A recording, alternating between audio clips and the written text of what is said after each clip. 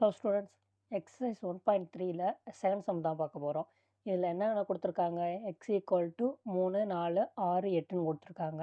r equal to X F of X, எக்ஸுங்கிறது capital X, F of எக்ஸுங்கிறது X square plus ஒன்றுன்னு கொடுத்துருக்காங்க. எக்ஸிலிருந்து என் சார்பாகுமா அப்படின்னு ஒரு கொஷின் கேட்டிருக்காங்க.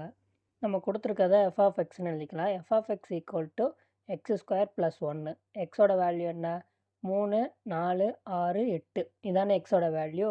இப்போ எக்ஸ் இருக்குது பார்த்தீங்களா, இந்த இடத்துலலாம் இப்போ எக்ஸோட வேல்யூ நம்ம சப்ஜெக்ட் பண்ணுவோம். அப்போ எக்ஸ் ஈக்குவல் டு 3, அப்போ F of 3 equal to 3 square plus 1. அப்போ என்ன வரும், 3 ஸ்கொயர் பண்ணால் 9 வருமா, ப்ளஸ் 1. அப்போ ஆன்சர் என்ன, 10. ஓகே, நெக்ஸ்ட்டு பார்த்தீங்க அப்படின்னா 4, எக்ஸ் ஈக்குவல் டு 4. அப்போ எக்ஸ் இருக்க இடத்துல 4 சப்ஜெக்ட் பண்ணுவோம். So F of 4 equal to 4 square plus 1 equal to 4 square பண்ணால் 16 ப்ளஸ் 1 17 ஆன்சர் வந்துடும். ஸோ அதுக்கப்புறம் எக்ஸோட வேல்யூ 6 நம்ம கொடுக்கணும். ஸோ அப்போ எக்ஸ் ஈக்குவல் டு 6. அப்போ F of 6 equal to 6 square plus 1. அப்போ 6 ஸ்கொயர் பண்ணால் வரும் 6 6 36ன்னு வருமா. So 36 plus 1 equal to 37. அதுக்கப்புறம் எக்ஸோட வேல்யூ 8. அப்போ 8 போட்டோம். So F of 8 equal to, so 8 square பண்ணிக்கோங்க, 8 ஸ்கொயர் ப்ளஸ் 1. அப்போ 8 ஸ்கொயர் பண்ணால் 8 அவுட் 64. ஸோ 8 8 64. ஸோ அப்போ 64 ப்ளஸ் 1. ஸோ 64 ப்ளஸ் 1 எவ்வளவு, 65. ஸோ அவ்வளோதான். நெக்ஸ்ட்டு பார்த்தீங்க அப்படின்னா சார்பாகுமான்னு கேட்டிருக்காங்க. ஸோ அதுக்கு முன்னாடி பார்த்தீங்க அப்படின்னா வரிசை ஜோடி ஆர்டர் பேரில் எழுதிக்கலாம். ஸோ அதை எப்படி எழுதுறது, ஸோ எக்ஸ் ஈக்குவல் டு 3. அப்போ எஃப் ஆஃப் எக்ஸோட வேல்யூ என்ன கிடச்சிச்சு, 10. அப்போது நம்ம ஆர் ஈக்குவல் டு எக்ஸோட வேல்யூ 3ன்னு எழுதிக்கோங்க, எஃப் ஆஃப் எக்ஸோட வேல்யூ 10.